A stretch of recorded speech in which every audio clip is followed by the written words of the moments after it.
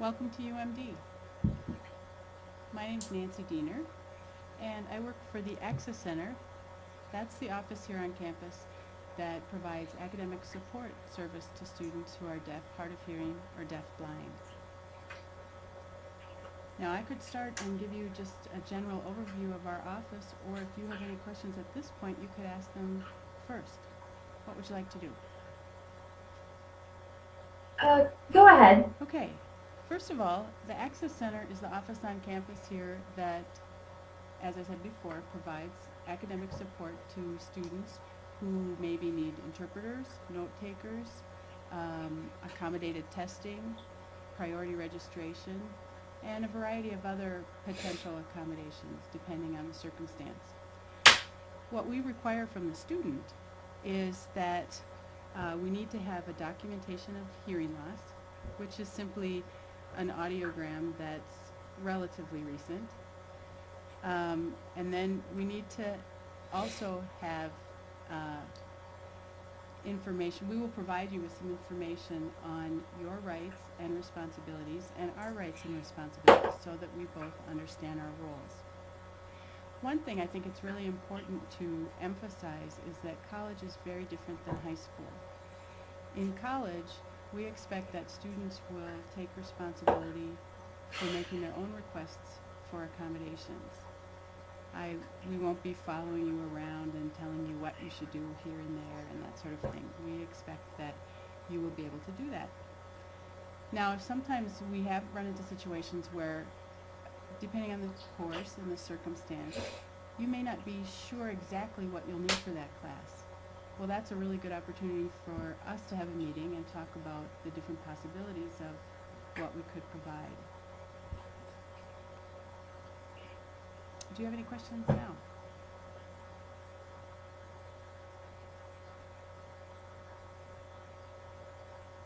How many deaf students come here each year? We actually have, well, it varies from year to year. And I would say that on an average we have anywhere between 2 and 20 deaf students. Those are students, specifically I'm talking about students who use sign language as their primary means of communication. We also usually have about another 10 to 20 students every year who are hard of hearing and maybe would use note takers or FM systems or other auxiliary aids.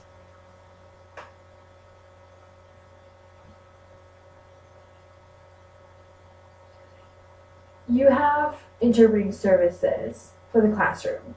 Do you have anything outside of the classroom? Do you provide interpreting for sports, recreation, things like that? Do you know? Clubs? Do you have clubs?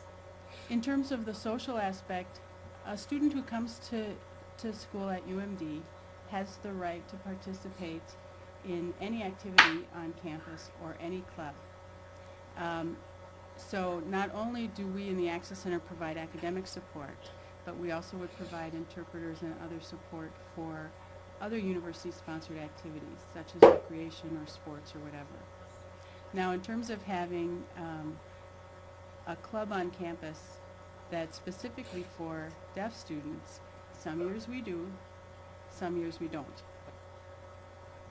And so we have, depending on the student group and their own initiative and interests, that some years we have a very strong group of deaf students, and other years they're more independent and tend to socialize more within the mainstream, as I was talking about earlier, within other recreational and sports programs. So really, the students must encourage themselves and have a deaf club. That's correct. And in fact, there's a very large student center here at UMD, and there are many, many student groups. And the idea is to promote student leadership. So the student groups that are on campus are initiated and supported and run pretty much exclusively by students. They typically may have a faculty advisor, and so perhaps for a deaf student group, it would potentially be someone from our office who may be the faculty advisor or a faculty person from either the ASL programs or the deaf education programs that may serve as a faculty advisor to that group. Okay.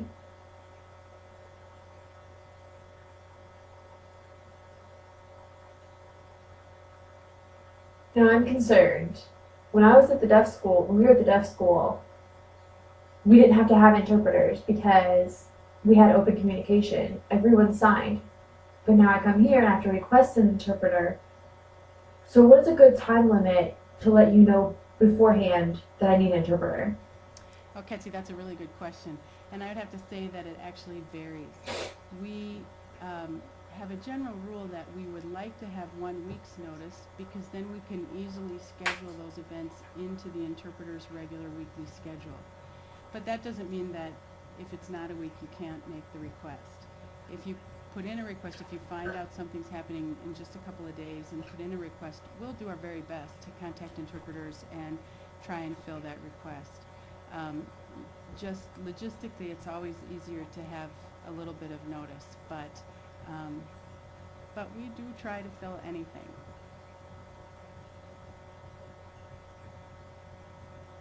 Are the interpreters certified? Do they have a higher education? That's another really good question. We have 3 interpreters that work full-time this year. Other years we've had as many as 5 who've been full-time.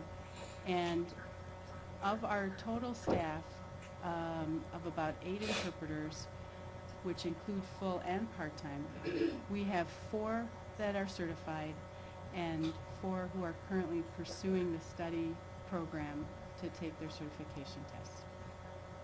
So it is definitely a goal for us to have all of our interpreters certified.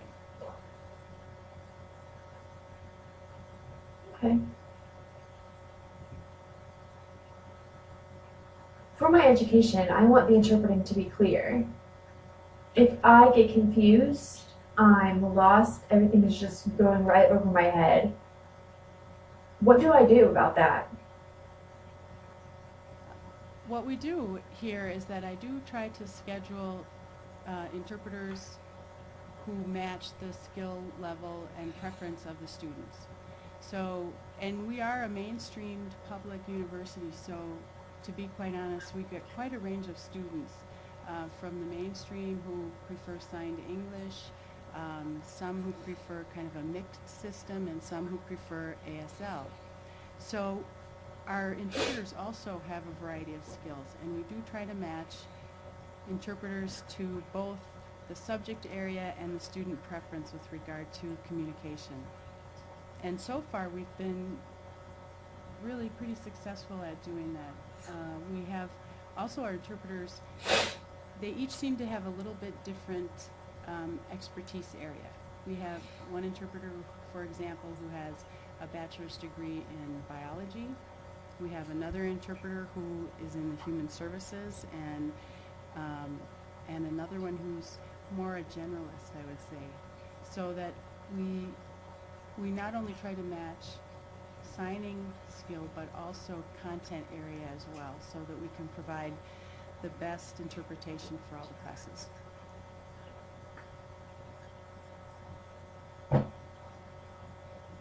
Oh, that's really good. I think I'm gonna move here. What about feedback? Is feedback formal? Do I correct them? I would say What that actually happens? we have both. We have, at the end of each term, we give all the students who've used interpreting services an evaluation form for each interpreter in each class, so that perhaps you have the same interpreter for 2 different classes, a math class and a history class. And perhaps this interpreter was particularly effective in one class, but maybe not so effective in another class. So that's the reason we give you evaluations for each course, not just for the interpreter as a whole, so you can provide very specific feedback. We also encourage students and interpreters to maintain an ongoing dialogue throughout the term. So, and we also provide interpreters work time if they would like to meet with you. Additionally, say if you had a paper or a presentation that you needed to work on for a class and you wanted to go over it with the interpreter so that you felt confident that they we're prepared also to interpret for you in that situation. Or if it's a highly technical class and you want to get together and just review the vocabulary and make sure that the signs that you're using are appropriate and that sort of thing. We work that into an interpreter schedule as well.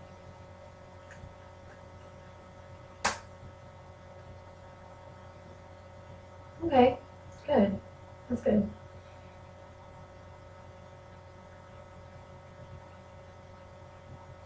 They're talking about levels of ASL classes. Do they have higher Yes, level of ASL? we have 5 levels of ASL that we offer right now. They're very popular.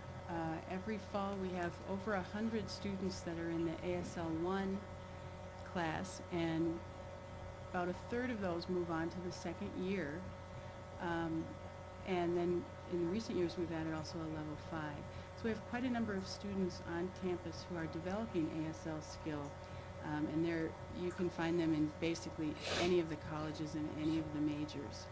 One nice thing that I like to encourage deaf students coming into our program to consider is taking the ASL class and then serving as a teaching assistant at a later date. We offer a tutoring class and a tutoring program where a student can earn credit and experience in the tutor center as an ASL tutor. That's been tremendously, I can become a tutor? yes. That's yeah. awesome. And the students who are taking ASL, the hearing students who take ASL, find that just immensely valuable. And the years that we have tutors who are native ASL users and deaf students, those are the years that our hearing students actually do much better in the classes.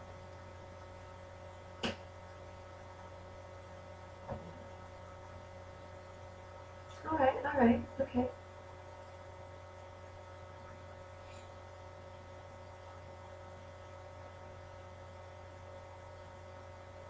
You mentioned note takers, interpreters, everything like that. Do we have to pay for that? Oh, no.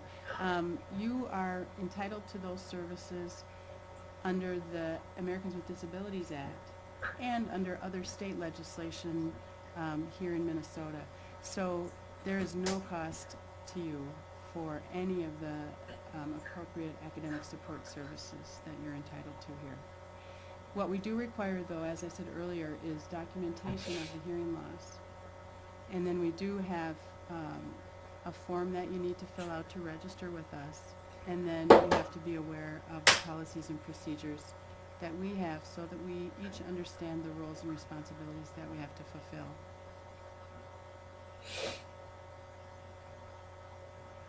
I grew up deaf. I do not know the last time I had an audiogram. How recent does it have to be? Frankly, we usually try to have records that are within 3 to 5 years. But in the case of hearing loss, a documented disability that's longer is fine, particularly if you have a history in your high school of using academic support and interpreters and so forth. So we've not run into any trouble with that. If we were, we would simply contact you and ask you to have a more current one. But for the purposes of our program right now, the one that you had in high school is probably okay. Okay.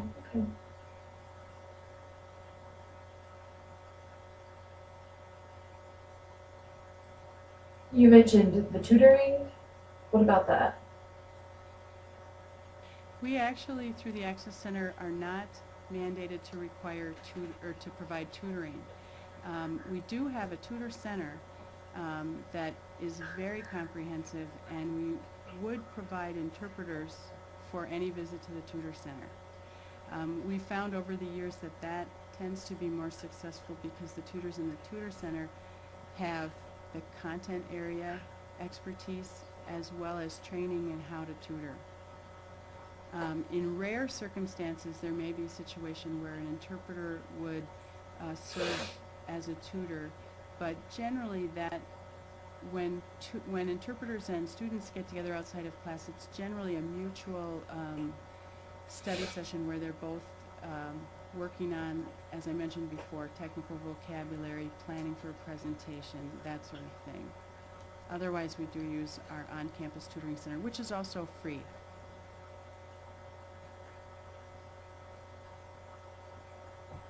That's good.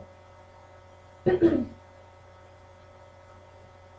you have any more questions? Do you have anything you want to add? I have some material here for you, which includes our application procedure and admissions information, as well as a bulletin.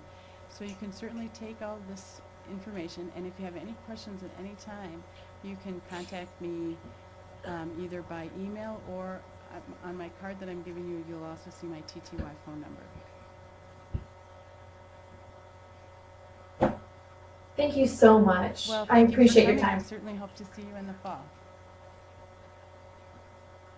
Thank you so much.